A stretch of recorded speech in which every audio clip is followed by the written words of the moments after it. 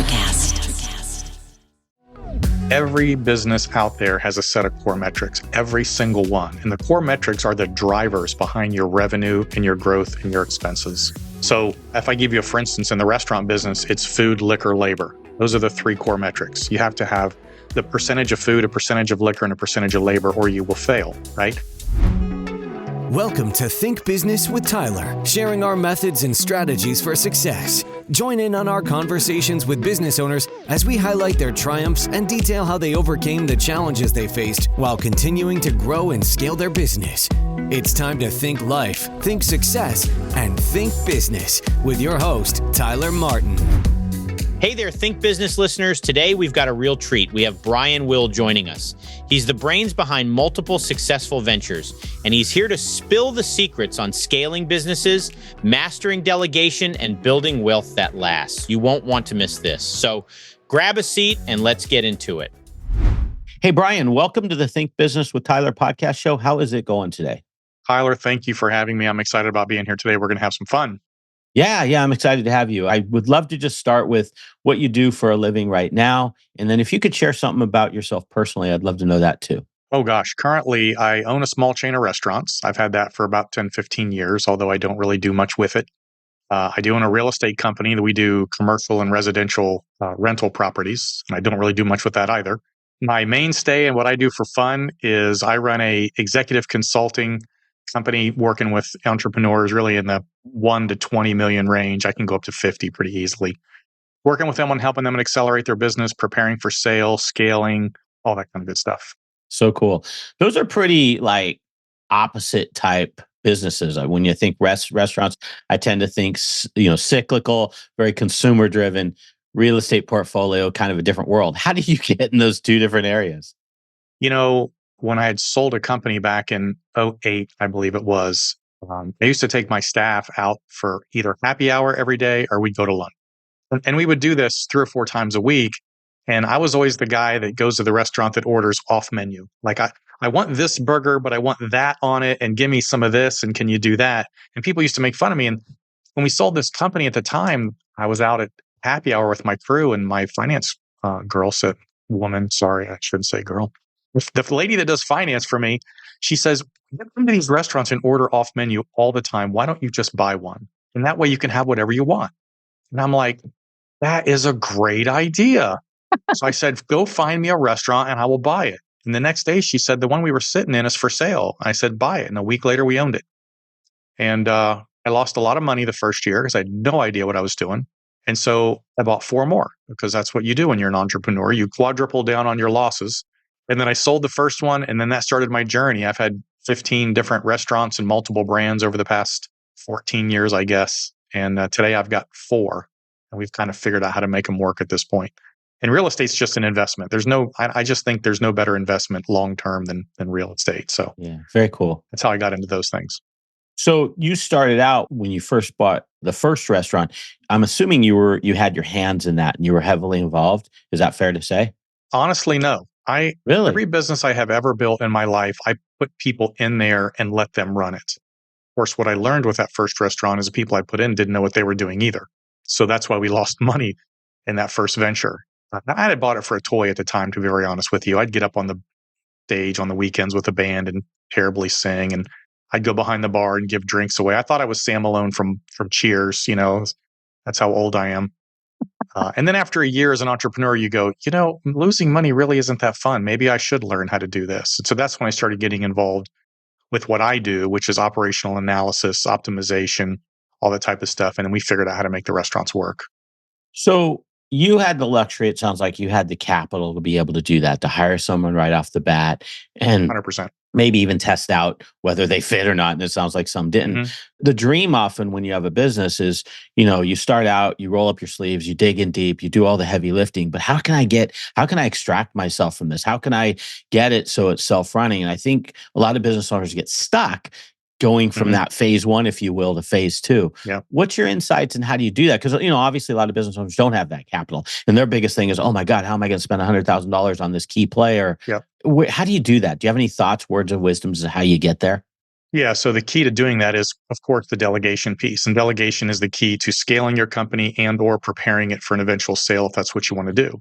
The challenge with delegation is got multiple problems. The first problem is that founders and CEOs tend to be afraid to delegate. And you'll see this when you talk to a founder and they go, well, I'm just going to do it myself because I'm better at it and I'm faster, right? Or they say, well, if I don't do it myself, it won't get done exactly right and it might cause a problem. The problem with that thinking is that you can't always be everything to everybody. You can't do everything within your company if you're going to scale. If you want to be a little business, that's okay. But if you want to build something big with intrinsic value, you have to start delegating. You have to start allowing other people to take those positions, and you have to allow them to fail.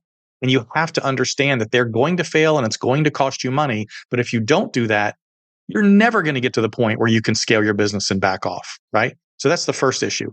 The second issue is too many entrepreneur founders, as their business starts to grow, start living at the same level of revenue profit that their business is producing.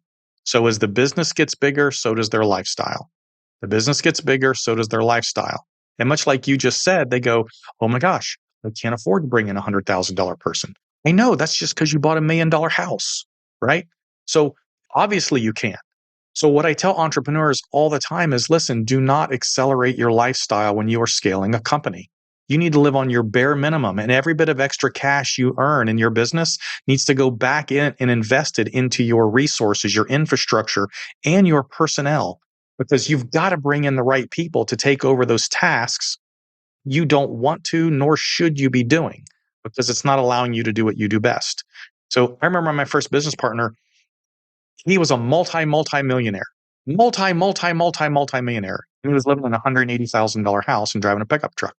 And I'm like, that's crazy. You got all this money. Why are you doing that? He says, man, I keep investing it back in the business, but I'm building something huge. And then when he built his first house, it was 13,000 square feet, $4 million. But Wow. he built that company in a $180,000 house.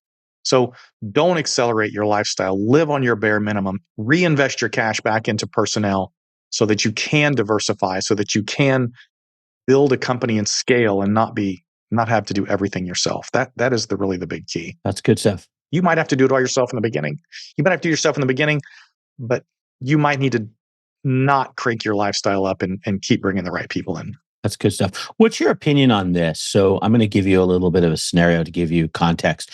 So a lot of times you'll have entrepreneurs or business owners, they've got these visionary ideas. I mean, this week we're starting this tomorrow they're starting this, and the staff starts to read into that, and they know that the hot button is this today. I'm just going to hide from them for the day, and tomorrow there'll be a new hot button. Yep. What's your concept? What's your idea around this delegation of like having a second in command or an operator? What's your feeling about that? Is that the right move, or do you not believe in that? What are your thoughts? So you are explaining the quintessential CEO entrepreneur. They think at 30,000 feet, they think in bullet points, they're all over the board. Just like me, they're probably ADHD, which is what causes them to bounce from idea to idea to idea. They tend to cause chaos within an organization. And what they need to do is begin to self-reflect, understand what they're doing and why they're doing it. And yes, it's not the first thing you delegate, but the fourth thing you delegate is bringing in a solid COO number two and allow them to run the organization and allow your ideas to bounce off of them and then be implemented correctly and not wildly chaotic, which is very typical with entrepreneurs. So, and you can do that with a partner as well. I've had people say, well, I can't afford to bring in a COO. And I say, well, bring in a partner, but then I have to give up equity. Well, would you rather have all of nothing or some of something? That's the key. I've made more money with partners than I've ever made doing everything by myself. Does cash flow have you down? Profit not where you think it should be? Maybe it's the long hours. Let's meet to see if I can help. I bridge driving the financial performance of your business to hit growth and success targets. Book a complimentary meeting at meetforgrowth.com to get started now. Once again, that's meetforgrowth.com. I look forward to talking with you. And thanks for listening to the show. I've made more money with partners than I've ever made doing everything by myself. That's a great one. Now, taking that a little bit deeper, the family business. So now you have your sister, brother, whoever. she doesn't play friendly, let's say, with the owner, and yet it's a family member. How do you deal with those dynamics? I'm sure you've probably run into this where there's friction within the family. What's your thoughts around that? That's tough. And part of part of what I try to get across to entrepreneurs is what we call emotional versus intellectual thinking. Okay. Emotional thinking is when you can't think emotionally and intellectually at the same time. So we have to start with this basis. So whenever we're making decisions or we're coming across situations like this, we have to step back and say, am I about to have an emotional answer or an intellectual answer? Am I making an emotional decision or an intellectual decision? Intellectual decision says, because it's my family, I need to probably back them down and, let my staff have the win sometimes on this one. Emotionally, you're like, hey, that's my brother, it's my sister, it's my kid. You need to listen to them.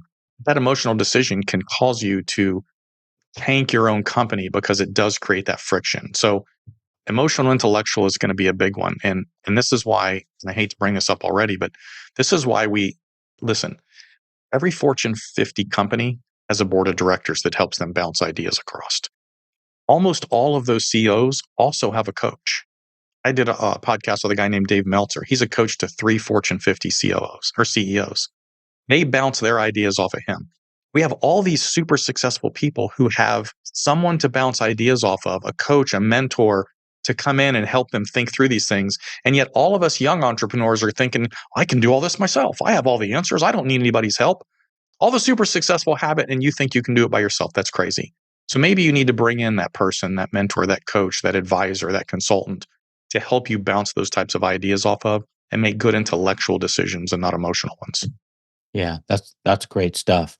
You have a saying, or I read it, I think, is one of your books, ambitiously lazy. Mhm. How do you balance the need for hands-on management with this concept of being ambitiously lazy as it relates to growing a business? So this gets back to something I said before. Ambitiously lazy, the concept of that is that I'm willing to work really, really, really hard and do everything there is, 80 hours a week, 100 hours, it doesn't matter. I will work really, really, really hard to build an organization and a structure that doesn't need me to be there long term. I will do everything in the beginning. Then I will work my rear end off to build that infrastructure. But I know when I'm doing all that work that I'm also building that infrastructure. I'm delegating those processes. I'm putting people in the right positions so that one day I won't have to do it. I will tell you right now that I don't run my restaurants at all. I mean, don't ask me to go in. I have no clue how to do it. Don't know how to cook anything. I don't cook in my own house. If anybody needs a problem fixed, they're not calling me. Now, that costs me money. The reality is that costs me money. If I decided I wanted to do it myself, I'd make a lot more money, but I don't. I would rather buy my lifestyle by paying somebody else to do that. And the simple thing I always say is, it says, Tyler, let me ask you a question. Would you rather make $400,000 a year working 60 hours a week or $300,000 a year working 10 hours a week? Which one of those would you take? Easily the 3 and 10, no brainer for me. Right. But the problem is we have entrepreneurs, back to what we said before, Yeah, who are making 400 and living on it and not giving themselves the opportunity to make 300 at 10 hours a week yeah, because they can't. Right. yeah. So we have to decide what we want and then build an organization around that. And that's what I've always done in everything that I do.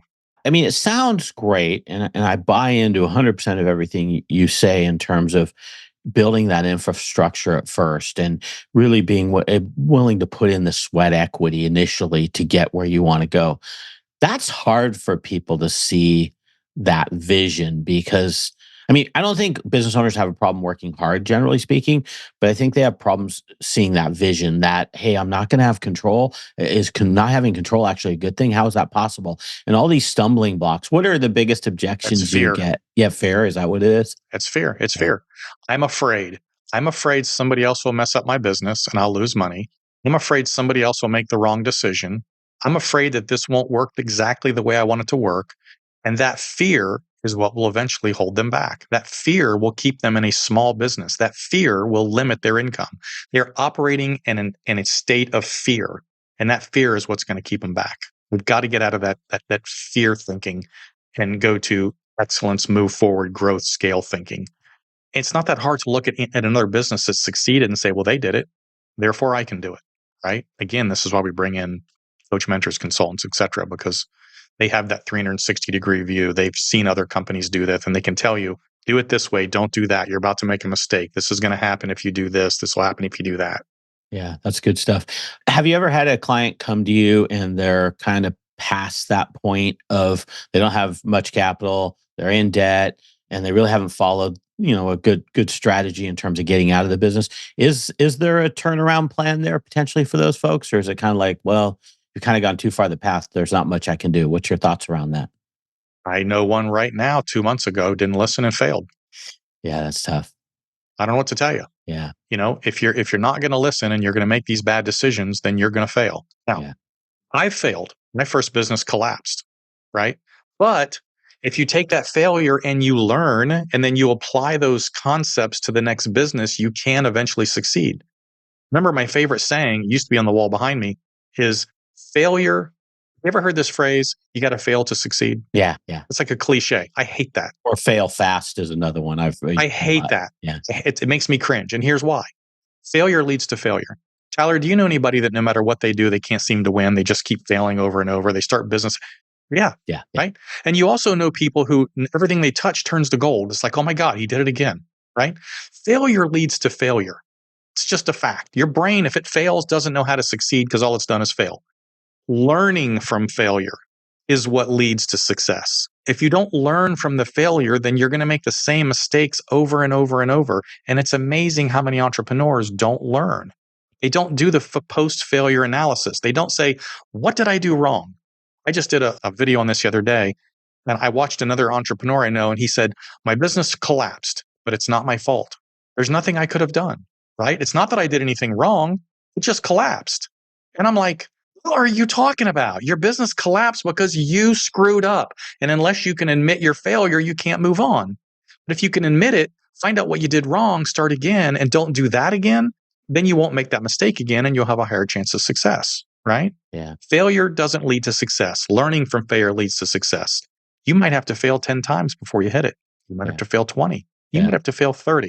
You might have to fail one. I love Mark Cuban said this in a podcast. He said, I don't care how many shots you got to take. If it's 10 or 100 or 1,000, you only got to win one to change your life forever. But you're going to have to go through all the misses to get to the one. Yeah, that's a good one. That's strong. I had a little short story. I had a client many years ago come to me. It was back when I used to have my CPA firm. And he sat at my desk and he said, hey, I'm ready to start a business. I said, that's great. I was learning a little bit about him. He goes on to tell me that he's had like 5 business failures in the last 7 years or something. Everyone went out of business, bankrupt, whatever. And I couldn't help but think, it was a lot younger back then, a little less wise. And I couldn't help but think, dude, I mean, why are you doing this again? Like, I'm happy to help you, but I see a pattern there. Needless to Yep. say, a year later, about a year and a half later, they had a $60 million business, and 3 years later, he sold it. I don't know the exact amount, but it was over 100 million that they were in revenue. So I'm sure it was a good chunk of It change was what they big. sold it for. Yeah. Yeah, they moved on. I was too small at that point, so I didn't have the visibility that I used to have. But it just always it really left a big impression on me in terms of failure is okay as long, because I asked him one day, I said, like, what made this 5th one successful? And he said, Tyler, every time I failed, I learned something and I tweaked and I applied it and I approached it differently. And this is a culmination of all my other failures of why I got to Yes. where I'm at. And it resonates to your point deeply. What's the old adage? Edison had 10,000 light bulbs before he found one that worked. Right. Yeah. It's Could good. have quit at 9,000. We wouldn't have lights today. We'd be sitting here with candles. Yeah. I That's mean, a not really, but you yeah. understand what I'm saying. Yeah, yeah. So that's great. Hey, I want to shift gears. I want to talk a little bit about this core metrics management and just Mhm. metrics in general. Can we talk about core metrics, and where do you feel just metrics in general fit into the small business, growing business? Every business out there has a set of core metrics, every single one. And the core metrics are the drivers behind your revenue and your growth and your expenses, right? So if I give you a, for instance, in the restaurant business, it's food, liquor, labor. Those are the 3 core metrics. You have to have the percentage of food, a percentage of liquor, and a percentage of labor, or you will fail, right? I did one of these for a franchise company called Molly Maid, and their core drivers were labor costs in the field, labor costs in the office, automobile cost, insurance cost, and cleaning supplies. Those are their 5 core metrics. So when we go back and look at a P&L, I can track those core metrics over a period of time. We use pattern recognition over time to track metrics to create patterns to find out why some businesses succeed and some businesses fail. I'll give you a quick story. I did the top two franchises for Molly Maid, the bottom two, and then I did two in the middle. Top two were wildly profitable and growing. Two in the middle were stagnant. Two at the bottom were losing money. I tracked there. They had 11 core metrics I tracked over a 24-month period. When we got down, I went from 24 months back to today. And when I got to the end, I said, okay, I will tell you, all the rest of these are minuscule, but here's the difference in why Molly Maid grows or fails. This is it. The two at the top are spending 8% of gross revenue on marketing, and they're growing 20% a year because they have to overcome their attrition and then they still have growth. The two in the middle weren't spending 8, they were spending 5. And at 5% marketing, that was just enough growth to overcome the attrition, all the lost accounts. So they weren't growing, but they were gaining and losing at the same time at 5%. The bottom two were at 3%, and they were losing through attrition every single month and losing money. The only difference between losing money and making hundreds and hundreds of thousands of dollars a year was that 5% swing in their marketing budget. That was it. There was no other difference. Every other metric was the same. But by doing that pattern recognition across time, I went to the bottom units and I said, hey guys, how would you like to have the same success as the guys on the top? And they're like, we would love that. I'm like, okay, 5% more. Oh, but I can't afford 5%. That's because your living expenses are too high and you're currently losing money. You're going to need to learn to invest a little bit to get your business up to making money and then keep investing until you get up into profitability. But it's the only difference. There was no other difference. And because you can take that core metrics against a platform of hundreds and hundreds of franchises, I can prove that out every single time. But I can take that same thing into a small business, right? In the restaurant business, food, liquor, labor. Your food better be at 28, your labor better be at 28, and your liquor better be at 22. That's where it has to be. So you need to manage those metrics every single month. You need to know what they are. You need to manage them to the percentage point in order to make a profit. You can do this in any business. Core metrics, and you'd be surprised, by the way, Tyler, how many businesses don't know this. Not only don't they know their core metrics, they don't even run P&Ls. Like, it's staggering to me. If you're a business owner feeling stuck in your business, overwhelmed, responsible for everything that happens, and working long hours, Tyler helps his clients develop processes, hire high-performing team members, and better understand their financial metrics and numbers to allow for a more predictable, less hands-on business.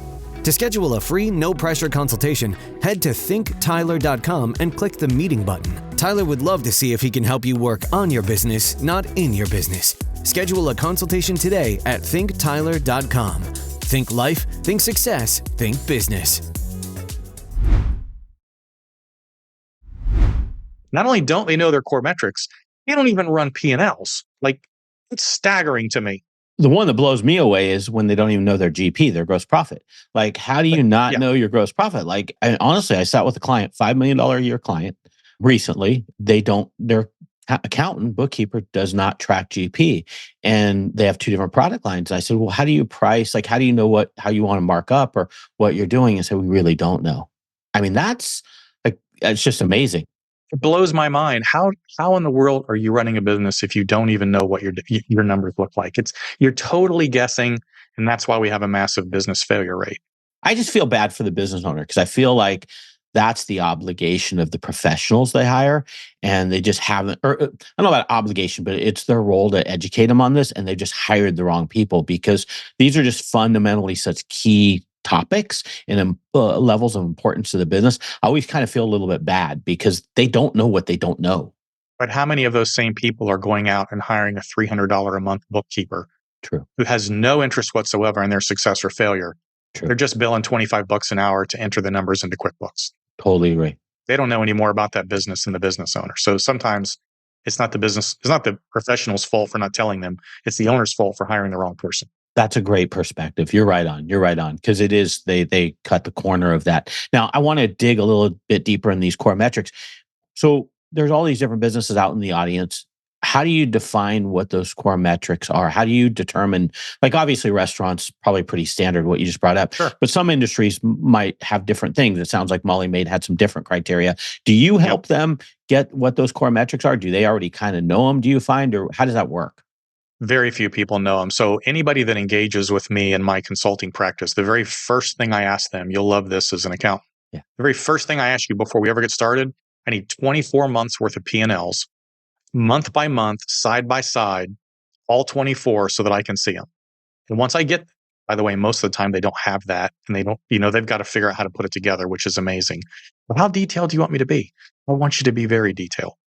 And then when they give me that, my first job is to go in and start identifying the core metrics. What are the variables? So if I look at my net profit, then each month, and then I go up and start looking at the different variables that affect that, I can over time identify whatever the 4, 5, or 6 core metrics are. And then we highlight those, we put them in gray, we add another column, we put a percentage number underneath that.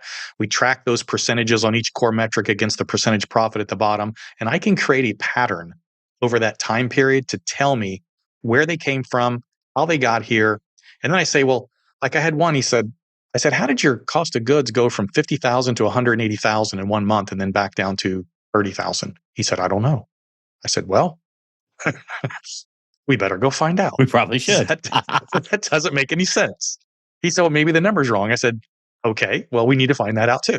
Right. And what we found out was that they had stacked a whole bunch of bills up into 1 month as opposed to spreading them out over time.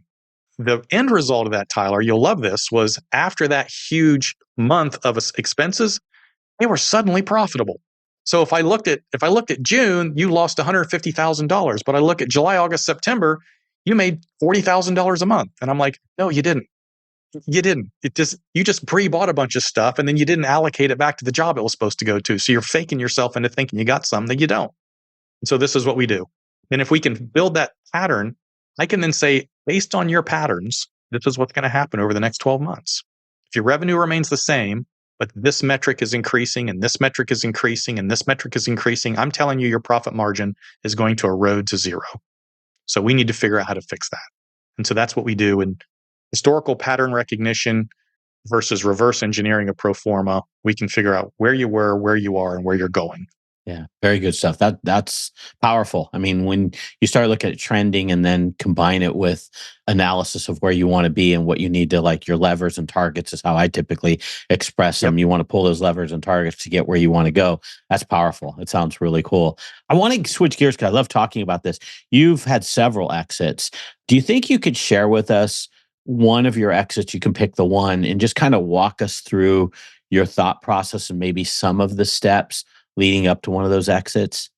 Yeah, the first one I did was 1999, and I was like lost puppy in tall weeds. That's what we say in the South. Just no clue what I was doing, didn't know where I was going, couldn't see over the weeds. And when you get into a situation where somebody's coming in and want to buy you, suddenly they send PricewaterhouseCoopers in with 15 people on the MBA bus, we call it, and they start digging through your filing cabinet, looking in the back, underneath things, and you're like, holy crap, what is going on here? But my first one, the funny story is this is 1999, right? So it's the dawn of the internet. And if you remember back then, man, you could put like pen.com and somebody would give you $5 million.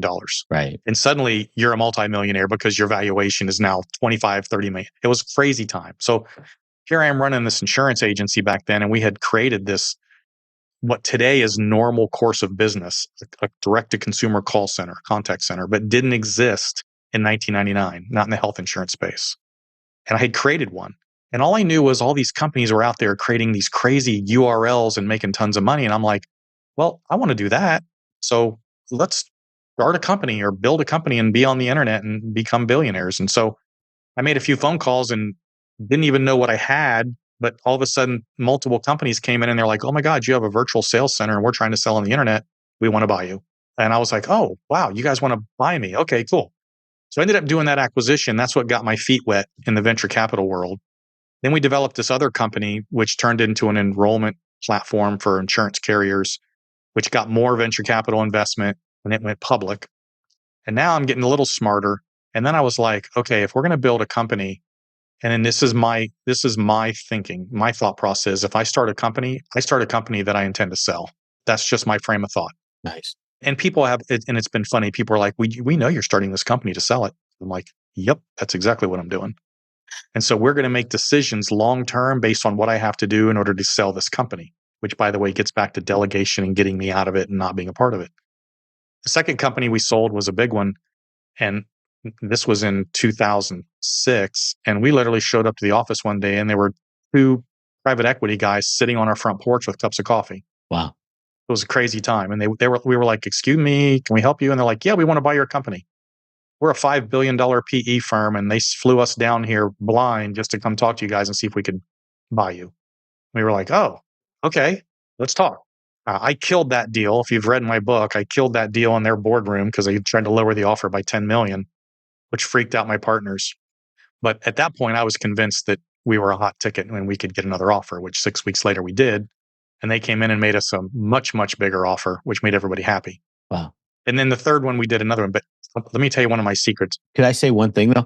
I love, Yeah. and tell me if I've got this contextually correct from your book, because I think this is huge about selling is I believe the year after your business went up even more and you guys Yeah. started to go, oh man, maybe we made the wrong decision. And you Yes. were so smart to go, I believe it was you that said this. You said, it's just the facts that we had on hand when we sold it is all you can look at. Because this is huge for people that sell. It's common to Mhm. like kind of regret. But then ironically, I think it was the year after we hit the recession and Crashed it and went burned. belly up and your whole tone changed where it's like it was the smartest decision in the world. Isn't that crazy? Yep. There's two things. By the way, that was my partner, Steve, that said that. He was our senior partner. He was my mentor. He was the guy. And Steve was like, when we sat down at the table, he said, before we sign, everybody has to agree that they're going to be happy with this Love deal. it. You have to be happy. There's no looking back. And we were like, okay, fine. And yet the next year we went from 30 revenue to 60 revenue. And we were like, holy shit, we made a huge mistake. And my partner, Steve, said, nope, we all agreed we were happy. And you're right. The next year it went from 60 back to 10. I mean, that entire company crashed and burned. But what I was going to say is, yes, the lessons in there are is A, be happy with what you got, right? Because B, you have no idea what's coming down the road later. And this gets back to my other point. People say, well, how do you know when to sell? And my answer is when somebody offers me a lot of money, I sell. Like I'm not waiting. I'm not Mark Zuckerberg. We're offering you 5 billion. No, I'm going to hold out for 50, but no, that's not me. Like you offer me $1 billion, dude, you can have it. I'm done. I don't take that risk. Now, the flip side of that is, and this is also a lesson, we took a back end on that deal that we never got because the company did crash and burn. So we left $20 million on the table in an earnout. Yikes. And I talk to entrepreneurs selling today. I'm like, okay, what is your earnout? What does it look like? In fact, we had a situation where we were supposed to get a $10 million bump if we had 13.2 million in profit. And that year we had 13.2 and they came back and they said, no, you didn't. You had 12.4, I think it was, whatever it was. And we were like, no, it's 13.2. And they said, no, you still have $800,000 worth of accounts receivable. You haven't collected yet on December 31st. And therefore we don't have the cash in hand and you're not getting your 10 million. Because, by the way, we made the mistake of allowing them to run all of accounting and we didn't watch. Yeah. That is a big lesson if you are in an earnout situation in an acquisition is you better have some kind of control and ability to watch or negotiate in that, AR counts towards your profitability levels. That's a gigantic lesson. Yeah.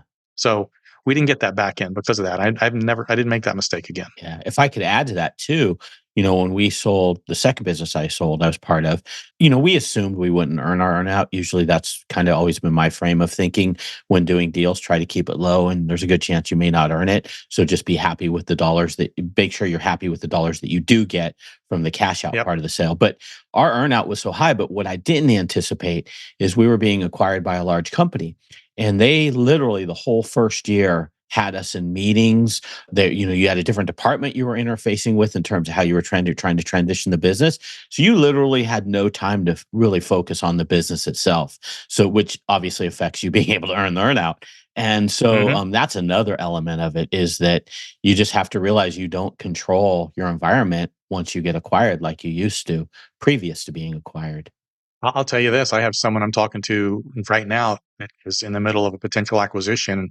And I said, so what are the terms on the acquisition? What are the earnouts? What's the, what do you have to do? He's like, no, it's a clean sale. This is a clean offer and a clean sale. And I said, let me tell you something, my friend. There ain't no such thing as a clean offer and a clean sale until the ink is dry on the paper and the money's been transferred into your account. It's going to change. I promise you. No, it's a clean deal. And son of a gun, 3 weeks later, it's like, oh yeah, it changed. I'm trying to tell you. They come in with an offer because they know they can change it after the fact based on finding, once I always joke around with remember the movie with Tom Cruise where he was a lawyer and he was working for the mob and he was trying to turn the mob in for something. What the heck was the name of that movie? The Firm. The Firm. Oh yeah, John Grissom's books. John Grissom's book. Yeah, and in the movie, if this fax piece of paper comes out of the fax machine, falls down and goes underneath the cabinet, and nobody sees it for like 3 days. I feel like that's what it's like to get acquired. They're going to come in and find a piece of fax paper underneath a cabinet somewhere that's going to change the deal. And you're going to be like, where'd that come from? I thought we found that under a cabinet somewhere. It's so emotional. Right. I got off track there. Yeah. It's so emotional. That's okay. I got you off track. Where I want to, before we wrap up, you were getting into your third one and I kind of took you off pace. Do you mind just finishing on the story of the third one? Yeah. The third one was another online insurance company that we acquired. That was when I spent my time out on Sand Hill Road, which is out where you live. And that one was funny because I remember when they acquired me, and I was still, we did these acquisitions pretty close to each other. So I was still in the learning phase. And I remember going out to Sand Hill the first time. This was a very well-known VC firm. I'm not going to say it, but you know them. And I walked in the boardroom for our first meeting, and they got all these plaques against the wall, right? And it's every acquisition they've done. And it's like acquired for 100, sold for 200, acquired for 80, sold for 300, acquired for what? Sold for $1.5 billion, went public. And then I was like, this is unbelievable. And so I started looking up these companies. Half of them were gone because the venture capital game, one of the things I learned is it's all about promoting the company to sell it off to the bigger fish, taking your cash and being done. That bigger fish being another private equity firm, another VC firm, or the public. So that's when I started learning how venture capital worked.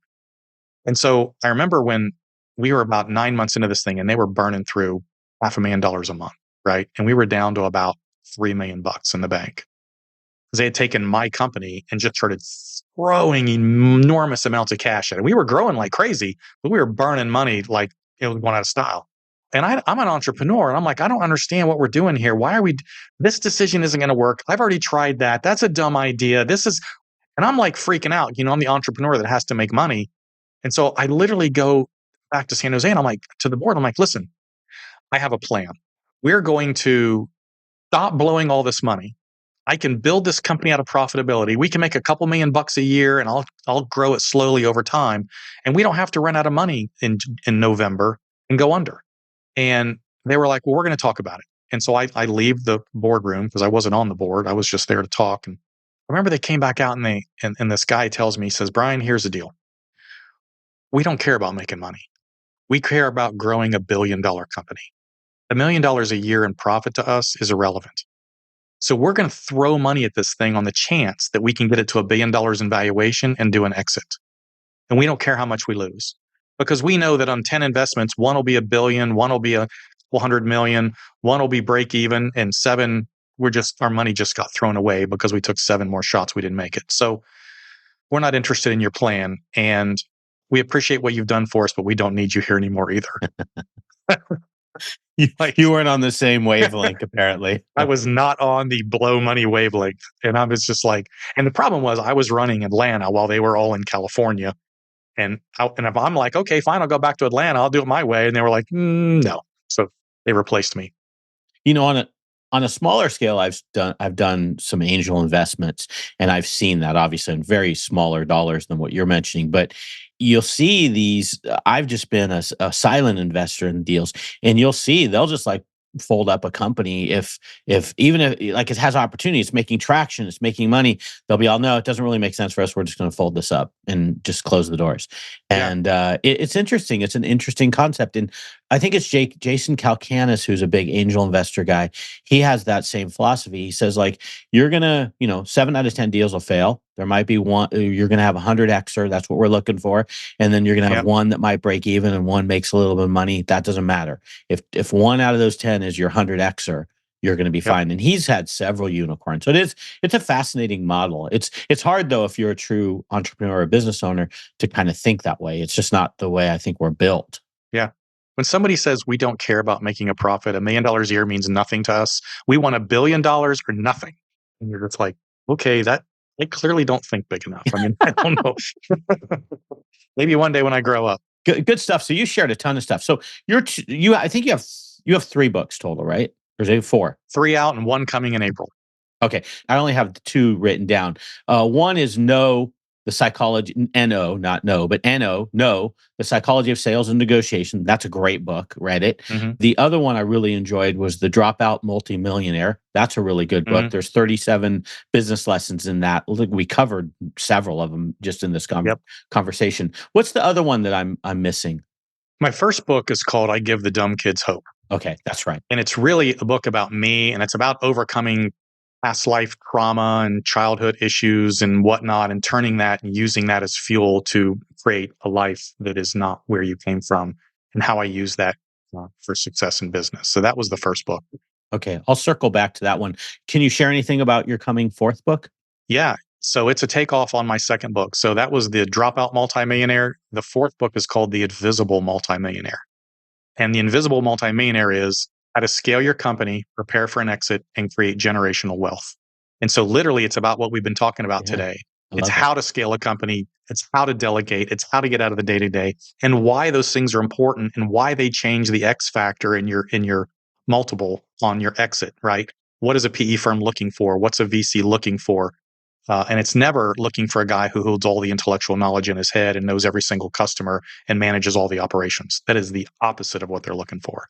So the invisible multimillionaire is pulling yourself out of your company and then creating intrinsic wealth, generational wealth. Yeah. I love the concept of invisible. As soon as you said it, it kind of like hit me like, oh, that's cool.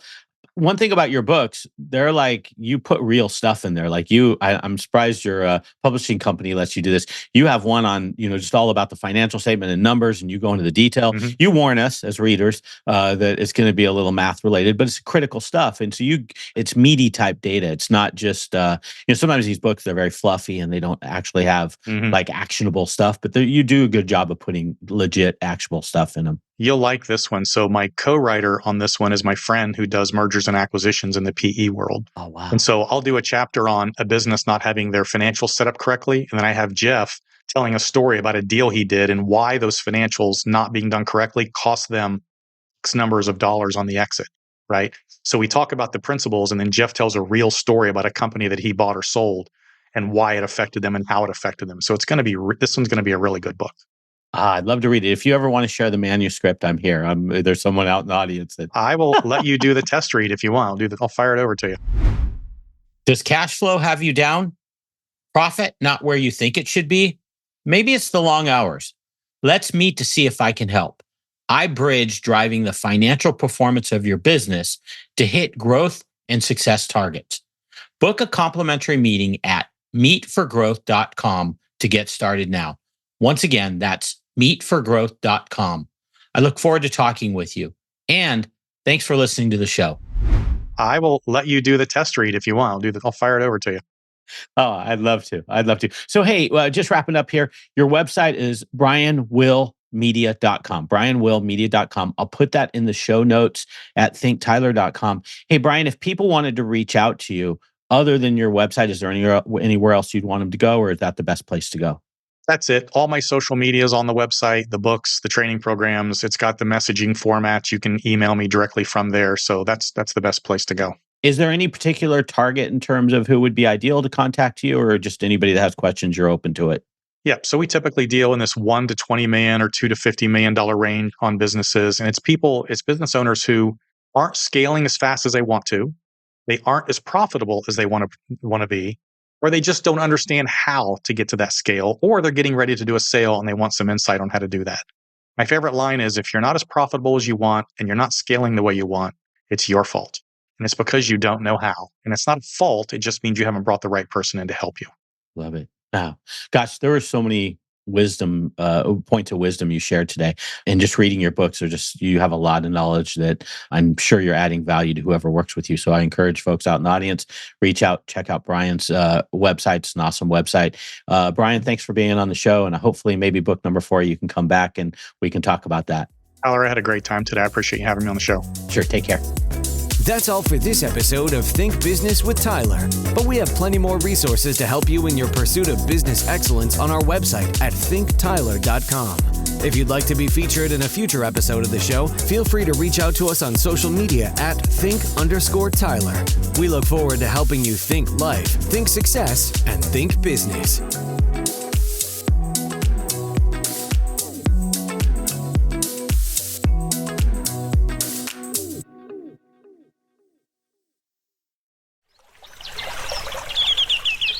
Are you passionate about saving the planet for future generations? Do you want to learn how to do it?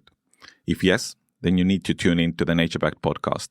It's a talk show covering the changing world around us, from renewable energy, sustainable agriculture, circular economy, to ESG and social innovation. Don't miss this opportunity to discover how you can join the movement and make a difference. Subscribe to the Nature Backed podcast today on your favorite platform and get ready to be amazed. Hey there, fabulous souls. I'm Stephanie Baklaan. And I'm Eden Alpert. And we're the hosts of the brand new podcast, Unapologetically Fab. Get ready to join us on an amazing and real journey as we dive into life after 40 and own it. We're all about changing the narrative, leaning into who you are, and living a life by your own design. Join us as we embrace life unapologetically and redefine success. This is Unapologetically Fab, an Electric Cat production. See you there.